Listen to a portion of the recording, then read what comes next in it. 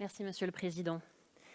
Madame la Présidente, Monsieur le rapporteur, mes chers collègues, 5 292 heures siégées, 112 693 amendements examinés, 1358 séances. Voici les chiffres de la 15e législature de l'Assemblée nationale, des chiffres qui nous montrent l'inflation, l'incontinence, Monsieur le Président, je crois que ce sont vos mots, législative. Pour la session en cours, nous sommes déjà à 284 séances pour 2512 heures d'examen. C'est une augmentation respective d'environ 20 et 33% des jours et heures de séance par rapport à la législature précédente. Si on ose comparer avec la première législature, les députés avaient alors examiné en tout 4 564 amendements. Alors, fluidifier, rénover, moderniser nos travaux, objectifs portés par cette proposition de résolution, prennent tout leur sens par la nécessité de donner un cadre pertinent pour notre Assemblée, dont la charge de texte croît année après année. Nous regrettons tous, je crois, de parfois trop légiférer. Cependant, reconnaissons aussi que les sujets sont de plus en plus techniques, complexes et nécessitent du temps. Mais nous devons réadapter notre fonctionnement pour mieux ancrer, pour mieux renforcer le pouvoir législatif. C'est d'ailleurs ce que nous demandons à nos concitoyens, de s'adapter aux nouvelles lois et normes que nous produisons. Il est alors impératif de légiférer dans de meilleures conditions. Que les choses soient claires. Il ne s'agit pas ici de prévoir de meilleures conditions de travail pour les députés. C'est le sens des responsabilités qui nous guident pour restaurer le lien de confiance avec nos concitoyens qui déplorent notre fonctionnement actuel. Oui, nous le devons aux Français. Nous le devons à nos concitoyens que nous représentons, même si ce lien de confiance est parfois tendu, parfois même brisé. Nous avons à recoudre, à retisser, à repriser. Nous le devons à nos institutions pour lesquelles un pouvoir législatif ordonné, à même de remplir la fonction qui lui incombe, ne peut que renforcer notre République. Voici l'objet de la proposition de résolution d'aujourd'hui. Elle résulte d'abord d'un accord des groupes sur le principe de la réforme dès le début de la mandature, puis d'un travail collectif, et je tiens à saluer, au nom de mon groupe, le travail réalisé à cet égard par le président de notre Assemblée et son prédécesseur, et les en remercier. Merci également à notre rapporteur pour la qualité de ses travaux. L'ensemble des présidents de groupe a été consulté pour l'élaboration de cette proposition.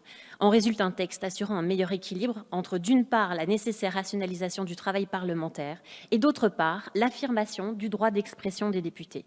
Cet équilibre nous amène à repenser l'organisation des séances publiques. Est-ce normal que des projets ou des propositions de loi soient débattus et votés en pleine nuit dans un hémicycle où seuls quelques dizaines de députés s'expriment? La réponse est évidemment non. C'est la raison pour laquelle le groupe MoDem et Apparentés propose de redéfinir la répartition des séances de l'Assemblée nationale en gardant les principes de séances les mardis, mercredis et jeudis, mais en supprimant les séances de nuit, devenues le symbole d'un rythme de travail et d'un processus de législation en décalage avec les enjeux des textes examinés et opaque, je dirais même, voire suspect pour nos concitoyens, voire antidémocratique. Comme actuellement, cette proposition n'interdirait pas de siéger le lundi après-midi, mais à partir de 14 h et éventuellement le vendredi. Alors, clairement, certains pensent que cette suppression des séances de nuit est impossible, car elle serait une perte de sèche en temps d'examen parlementaire et considèrent alors que c'est une idée fantaisiste, loin des réalités que nous imposent nos fonctions. Il n'en est rien. C'est bien le pragmatisme qui nous guide. Outre la fin des séances de nuit, cette proposition permet une heure de séance en plus que celle présentée par le texte proposé. En résumé, supprimer les séances de nuit pour restaurer le lien de confiance avec nos concitoyens et nous donner, par ailleurs, un allongement du temps d'examen. C'est parce que cette proposition est riche en rationalisation de notre travail que nous souhaitons faire cette proposition. Diminution des discussions générales, d'ailleurs nous voyons à quel point ça passionne puisque nous sommes, je crois, actuellement une vingtaine de députés en séance. Législation en commission, inscription sur les articles, baisse du temps sur les motions, tout cela autorise cette proposition qui a pu apparaître à certains irréaliste, au moins prématuré. Mais c'est là tout l'équilibre que doit garder notre règlement. Rationaliser, ce que l'on conçoit bien s'énonce clairement, n'est-ce pas mes chers collègues, tout en préservant le débat, qui est une tradition française.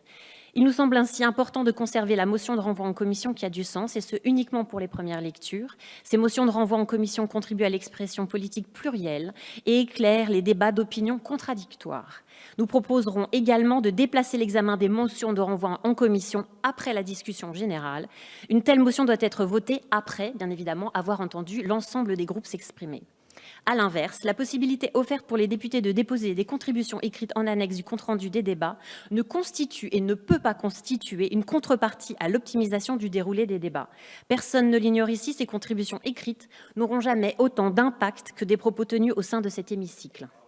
Parce que par définition, le Parlement dérivant du verbe « parler », ça a été déjà indiqué, les députés ont avant tout vocation à discuter, à délibérer. Le groupe MoDem et apparenté proposera donc de supprimer ces contributions écrites. Enfin, il y a la question de l'évaluation, l'absente de cette réforme, et je souhaite exprimer ici notre regret. Vous le savez, c'est un sujet que porte le MoDem fortement. Nous aimerions pouvoir aller plus loin et plus vite sur l'évaluation des politiques publiques, qui est aussi nécessaire à la confiance que nous accordent les Français.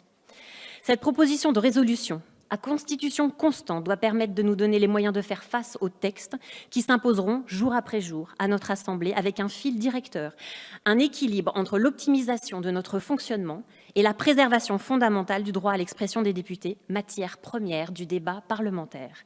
Pour l'ensemble de ces raisons, je voulais vous assurer, Monsieur le Président, Monsieur le rapporteur, du soutien du groupe MoDem et apparenté à travailler à l'équilibre de cette proposition de résolution. Je vous remercie. Merci, chers collègues.